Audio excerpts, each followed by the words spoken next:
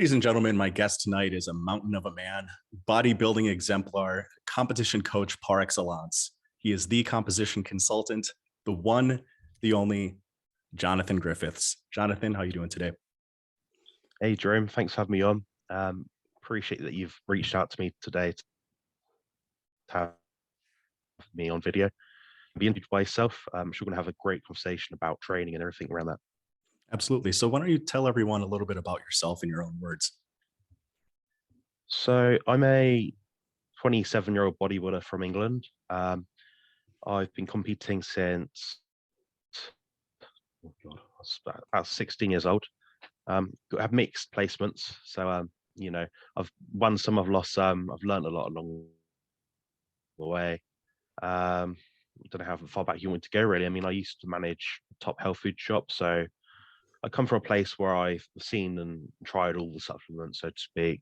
Um, I know I've done all the training styles. I've adapted things along the way, and I've really sort of worked on improving my craft.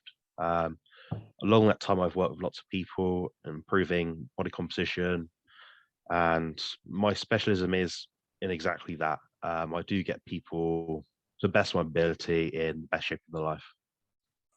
Awesome. So, how did you get into bodybuilding? If I remember correctly from another interview, you started lifting with a friend. Is that right? Yeah, so I had my brother started me in the gym. I was a little bit overweight, so I was about 14 years old. And within months, I drastically changed my physique. I went from like a little bit of fat with a bit of a roll to like, you know, abs, cut out, etched shoulders, everything. I was like, this is Yeah. kind of cool. Like, what? I couldn't believe the before and after because when you look at yourself in the mirror, you don't realize how much you change. Um, so my brother taught me a lot along the way. He's been a great deal of help, and now it's almost like I'm teaching him in some ways because he's taking a different path to me. He's not a bodybuilder, so our goals are different. Um, but yeah, I had a friend at the gym called Mark Young, and he was maybe a year or two older than me, and he started competing. And I thought, well, I could do that. Why don't I get involved in that? And as years have gone by, I've trained, adapted myself, and built much better body year on year. And I've learned a lot along the way as well. Sure. So, what is it about bodybuilding that you're really drawn to? Is it the amount of hard work and dedication that goes into the entire process? Is it the kind of you against you mindset? I find the more people I talk to, it's a little different for everybody else. So, what's the real appeal of bodybuilding to you? Yeah, I mean, I've I've always been interested in training, and the thing is, I come from a very athletic background. I've done athletics, weightlifting, sprinting, trampolining, gymnastics, football, rugby, American football. I've tried all these sports, and bodybuilding is the only one that has really allowed me to analyze what I'm doing and collect data on myself to the point where I can look back like week on week or month on month and think, okay, I've got better here, I've got worse here. Then it's given me a way to strategize what I'm going to do and implement in the future. So that's the main thing for me. I think just having a goal and working towards it, and also just having the journey along the way, like the progress of it all, is what really makes me inspired to carry on. Yeah. And those journals before, and I've told you, those things are worth their weight in gold. I want to keep this conversation based on you, but at my heaviest, I was about 300 pounds. And once I started losing weight, I documented everything I did along the way. And I've had people that have reached out that have wanted to buy that as like a PDF, me documenting how I lost, 110 pounds in a year or so. And I logged every workout. I logged, at least then I was taking the caloric approach to diet, and I logged everything. So those journals it's so fantastic because I assume that you could probably turn to any page in a journal and kind of remember your workout that you were doing at that time, kind of what was going through your head as you were getting ready to do that set of squats or whatever you were going to do. It's a trip down memory lane, and those things are fantastic to be able to go back on. Yeah, I completely agree. Anyone that loves training will eventually end up adopting a sort of training log of some sort. And if it's not a training log, it'll be a thought diary. So, it might be train legs today, didn't go very well. My knees hurt. I need to do Yeah. something different next time. I need to change my technique or do different repetition ranges. There's lots of methods you can use. And what it is with my logbook, I'll say, for example, my first exercise might be an incline chest press. Um, Cliche, but that's what it goes. Sure. So it'll be maybe 100 kilograms for 12, 15 repetitions, whatever it is. That'll be my warm up.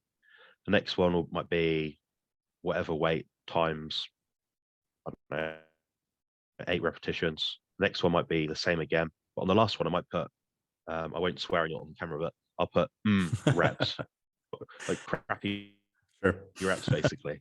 Yeah. And that's how I keep my log. So I can look back at that from the week before and think, my technique wasn't good here. So I need to nail that. I need to get back onto that and make that my, yeah. Sure. So how has your diet and your training methodology changed? Because you said you've tried the variety of different training approaches, and I think a lot of us go through that same journey where it seems like we try everything under the sun. Kind of walk me through your history with what you've done in terms of diet and training and how that's evolved over time. I started off on a diet which was essentially a bowl of cereal in the morning, a flapjack at lunch, maybe a pot of pasta, and dinner would be a chicken breast and maybe like a meal deal. So a meal deal, you wouldn't have it over where you are, but it's in this country, it's you usually get like a pasta pot with some chicken in it, a protein milkshake, and a boiled egg or something, Sure. or an apple. I don't know. So it'd be essentially that, and that was my diet when I was around the age of 14. Got a bit older, started increasing my protein intake. So I started taking the protein powders. So it'd be, 1 scoop, and I'd save that 30 grams of whey protein. I think it's going to be everything towards my goals. It's going to be the thing that I'm going to make all the progress from. I Yep. really sort of thought, this is exciting. Um, Time got on, I added like pre-workouts, creatine, over-the-counter sort of supplements, and my diet then was very much a low-fat diet. I came from a background of not eating a lot of fat in my diet, and the idea of eating fat didn't sit well with me. Like it didn't.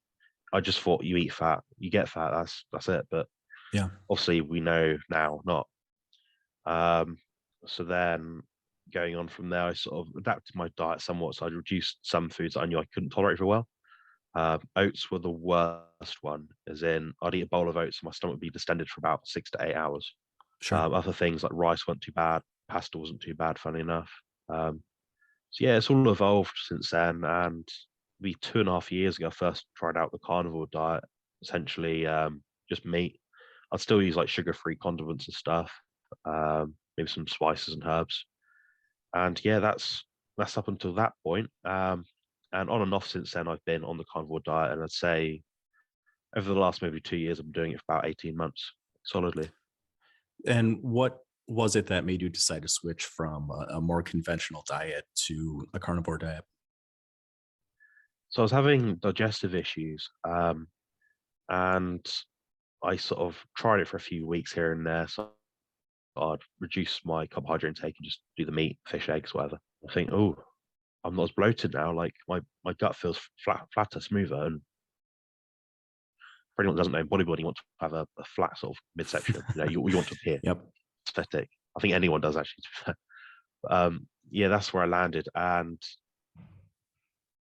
from there, I struggled with different other issues. So I found that I had to sort of increase the amount of foods I was eating in some way, then decrease other foods, and just make adjustments here and there.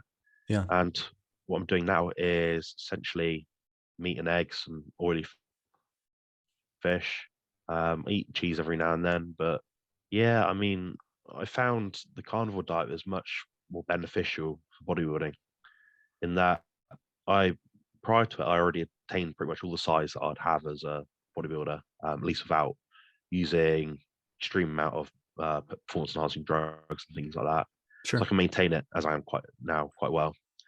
But what it is I wanted to feel better, and Hmm.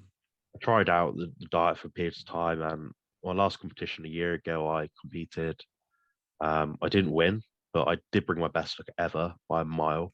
And yeah, that was for a carnivore diet, and I found the process so much easier. It wasn't difficult in the sense that I wasn't always hungry, and I had quite sustained energy. I mean, granted, when you're 5% body fat or less, you don't have much energy. Yep. Considering that, it Yep. wasn't too bad. I felt all right. And that is the whole thing about my channel is reducing the amount of suffering people accrue whilst trying to build their physique.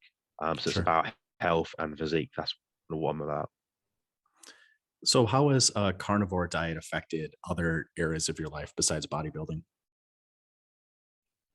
That's a great question. It's always hard to nail down one. I think the first thing that becomes most obvious to me is I'm able to deal with social situations.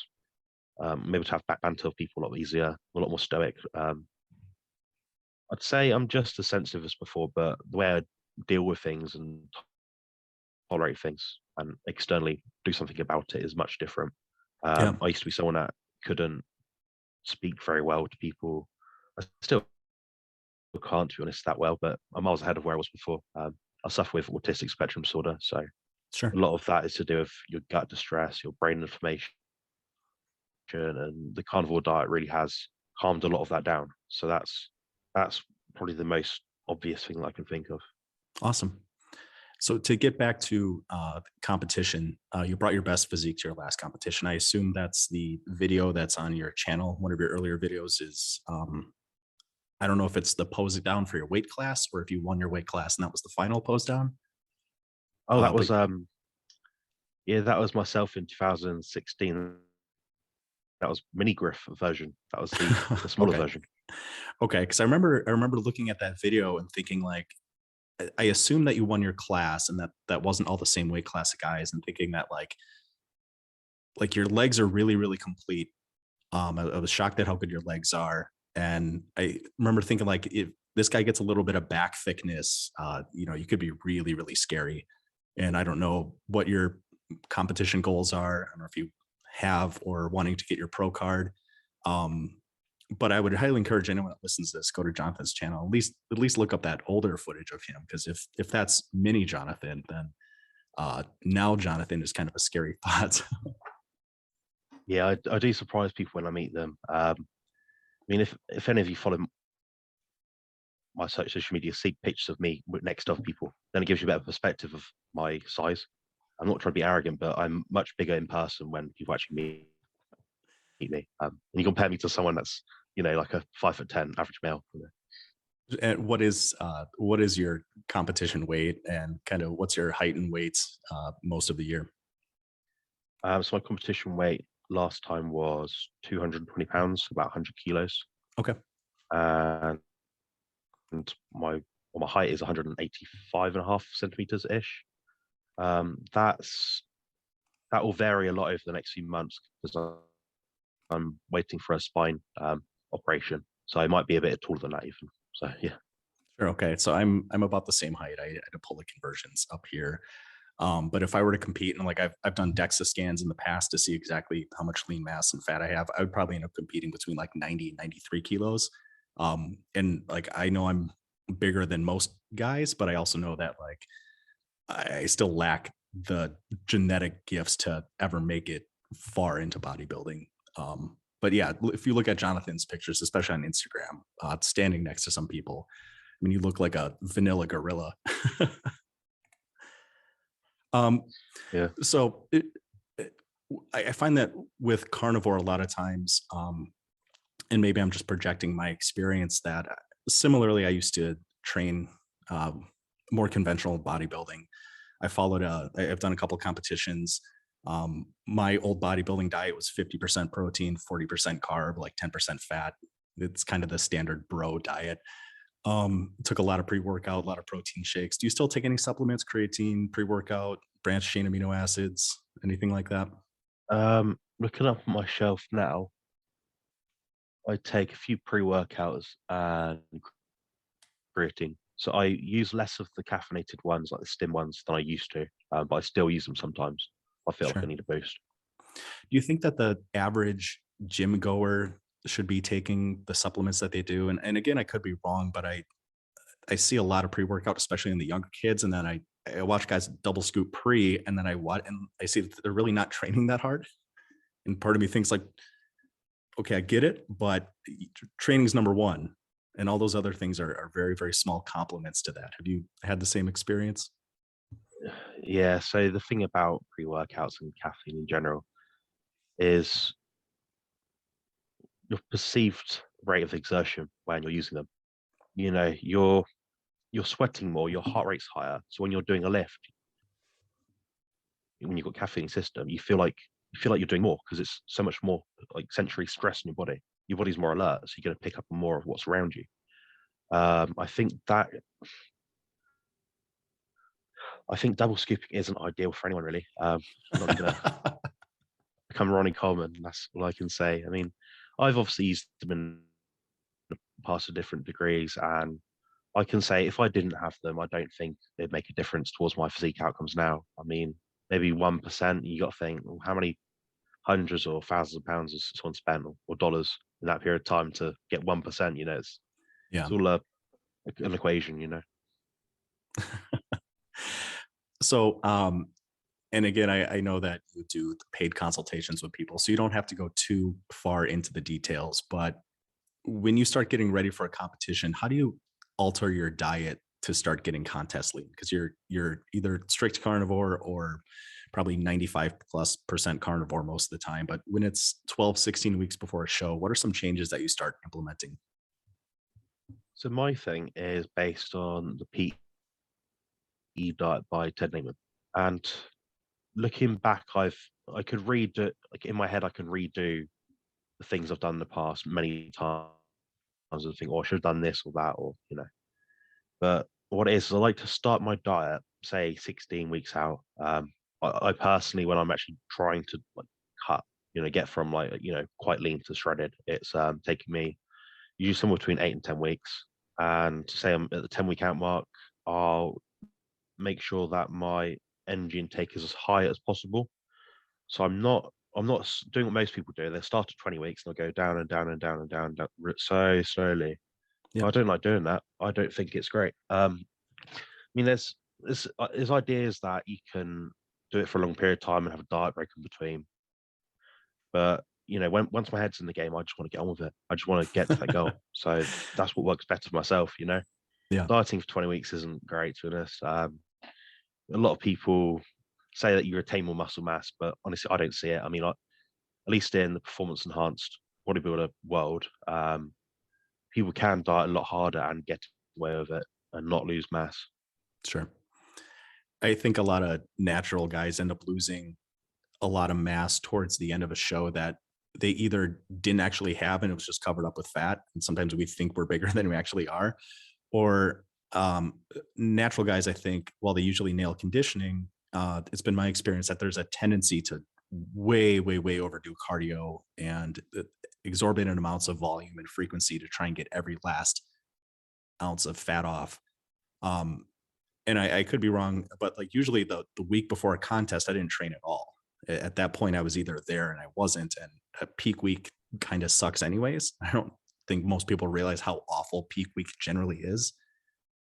Um, so at least for me, and I'd like to hear some of your experience. Usually, the whole entire week before a show, your hormones are kind of messed up from being as lean as you have to be contest lean. I'm laying on the couch every time I stand up. I feel like I'm going to black out. Commercial comes on TV, and if it's the slightest bit emotional, you just start crying for no reason. And I think what a lot of people don't understand is these muscular physiques that we see on stage. A lot of times they're laying down backstage until it's their time to start pumping up, and they're having dextrose or just a little bit of sugar to get them through the day because you're horribly dehydrated and you can cramp up really easy and usually have a horrible headache. What's kind of your experience with peak week? Because I wish more people knew about this. Yeah, so peak week. I think a lot of people mess it up. And like you said a minute ago about people thinking they have more muscle than what they do. I see that very often. I mean, I'm seeing people on my Instagram all the time. They're like, oh, I'm 1 week out, 2 weeks out, whatever it is. You can tell they're a string bean, but no offense to them, they are thin as hell. Like they're not very muscular people. Yeah. And they're not in shape either, which is amazing. Then they're doing all these weird techniques, these weird things like I'm going to increase sodium by 10 grams today and drop fats by this and carbs by that, and all these sort of numbers and things they're tweaking. I'm like, if your physique is not looking near enough 95% there a week or two out, you might as well just call it quits. Um, Yep. you're not going to make dramatic sort of changes, and if you are going to make dramatic changes, I'd be quite concerned about what your start point was before you started making those changes. That's all I have to say. But yeah, you feel like death a week out. I mean, your feet hurt. When you sit down in a chair, your legs go numb. When you're in shape, they go numb. So everything is really uncomfortable. Everything feels more painful. Like if someone just leans on you, oh god. Um, I'd say it definitely does aggravate my symptoms of autism and anxiety. When you're Sure. low body fat, everything is much more tricky. There's not a sort of it's not a position I'd want anyone to be in for a long period of time. So people doing back-to-back shows, you can do it, but you got to weigh it out for yourself and think, is it worth suffering all that time over and over again? And to be honest, a lot of people, especially us, the way our bodybuilding mentality is we're just quite happy to suffer. We love it. So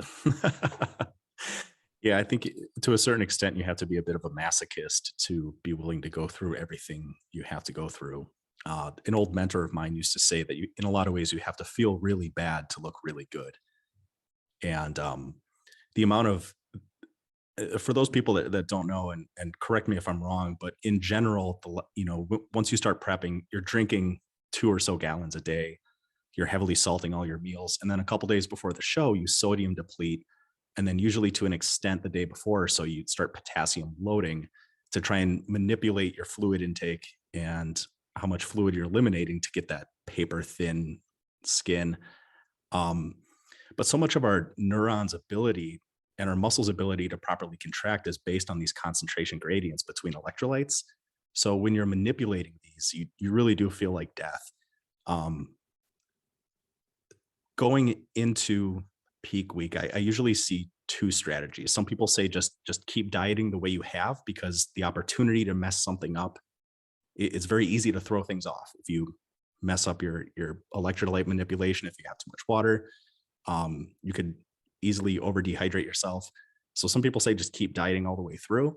And some people have little strategies, like I said, with carving up a day or so before. So doing carnivore diet now, do you believe in introducing some basic simple carbohydrates a day or two before the show, or do you just prefer to diet straight through?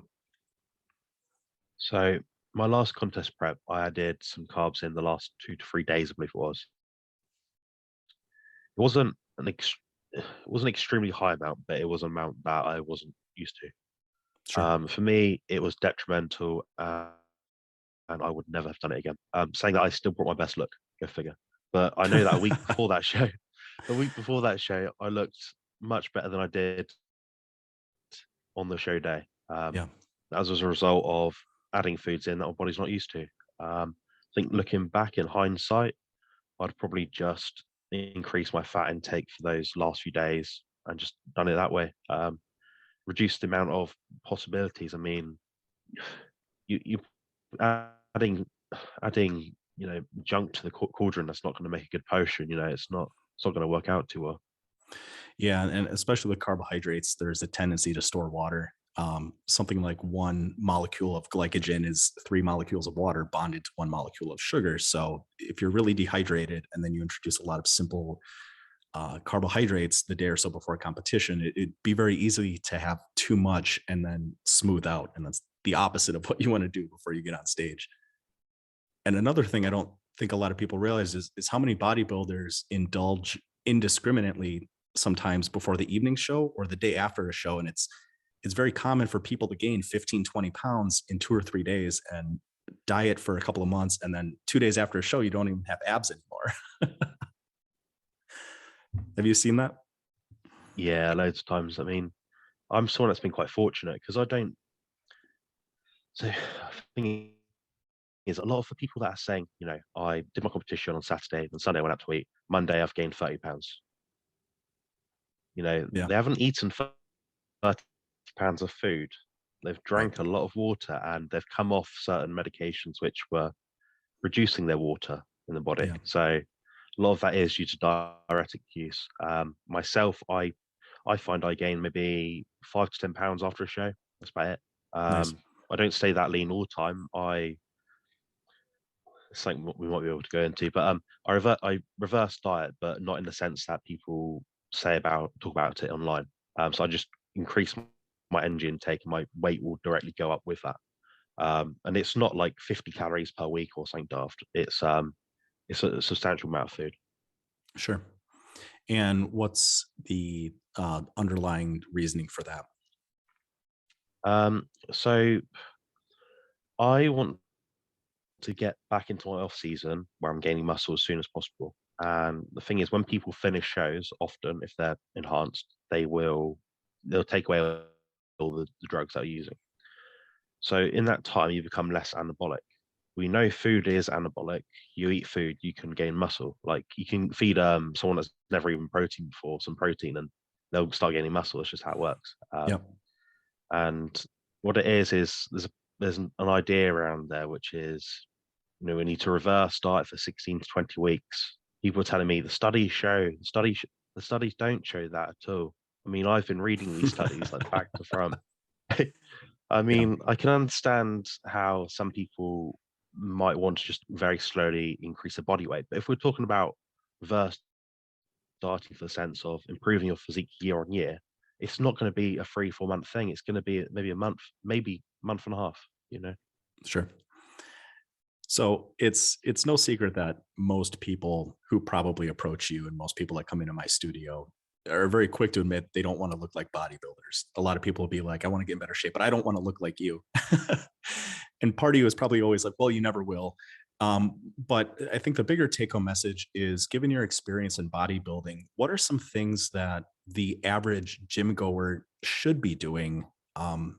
Given that most people that ever go to a gym never really experience any significant degree of results.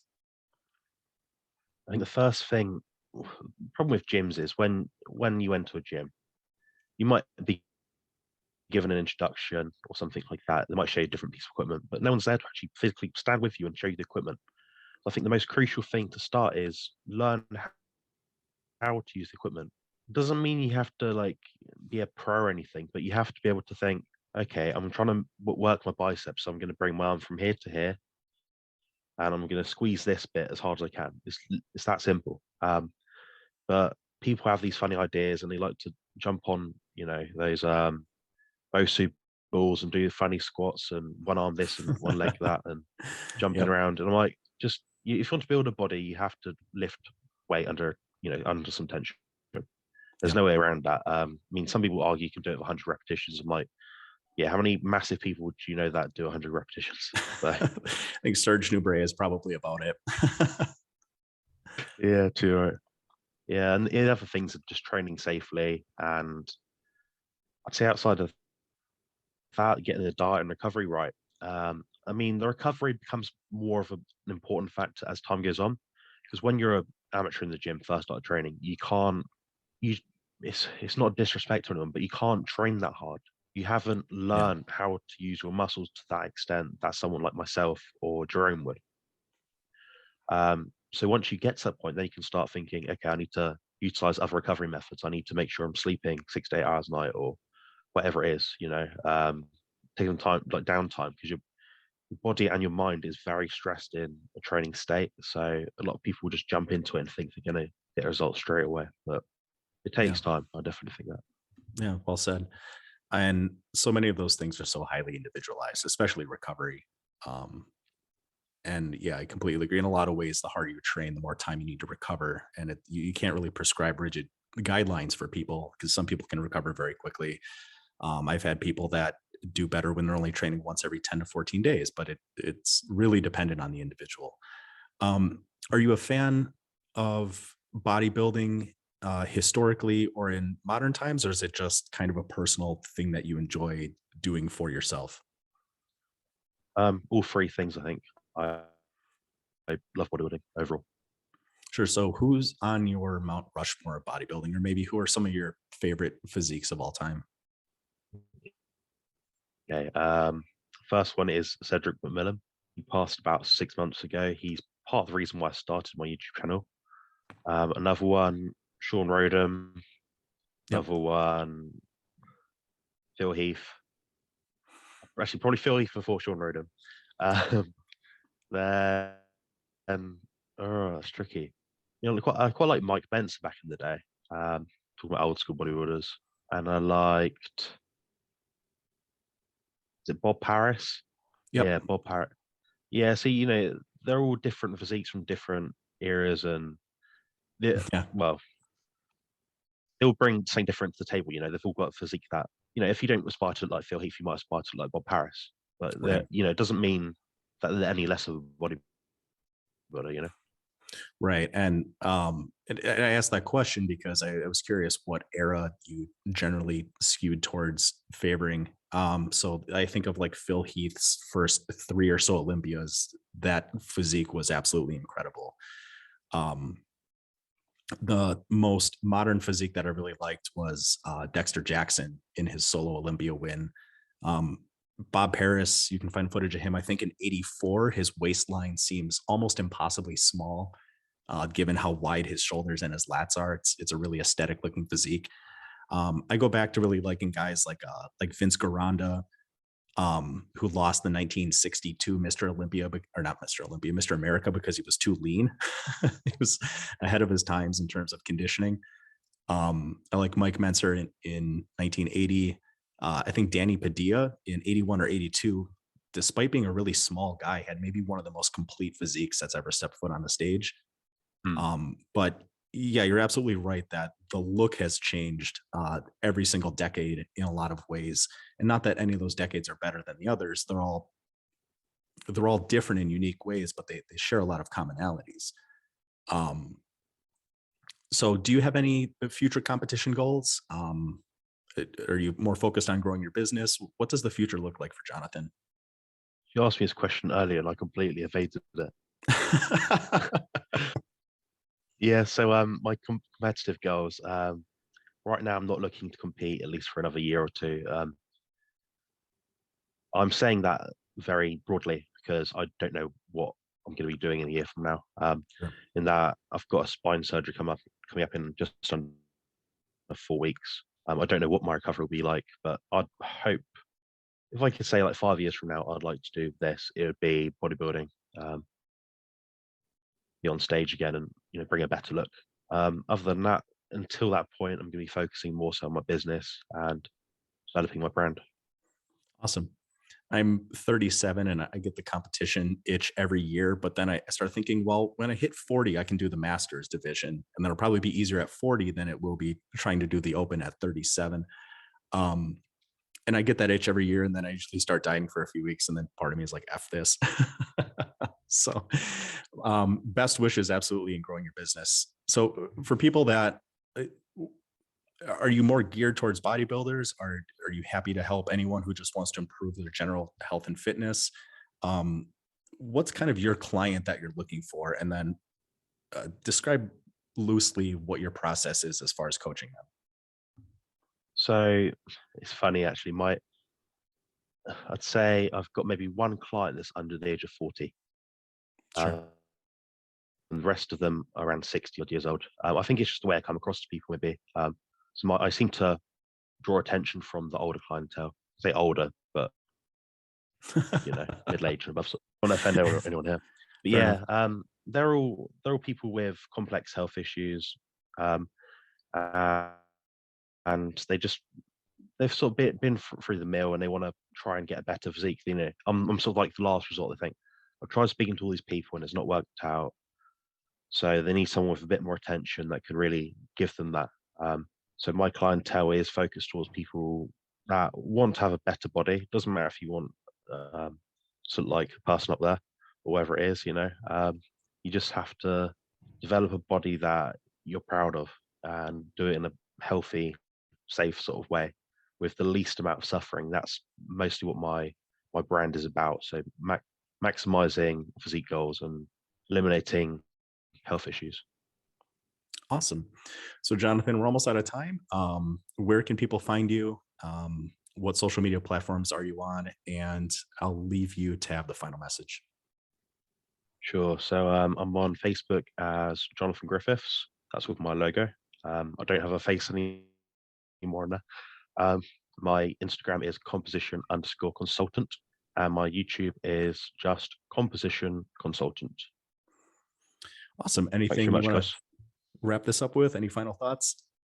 Nah, I'm all good. All right. Well, thank you for taking time out of your day. I know you're a busy individual, and I look forward to talking to you again. Thank you. Cheers, Jerome. You too.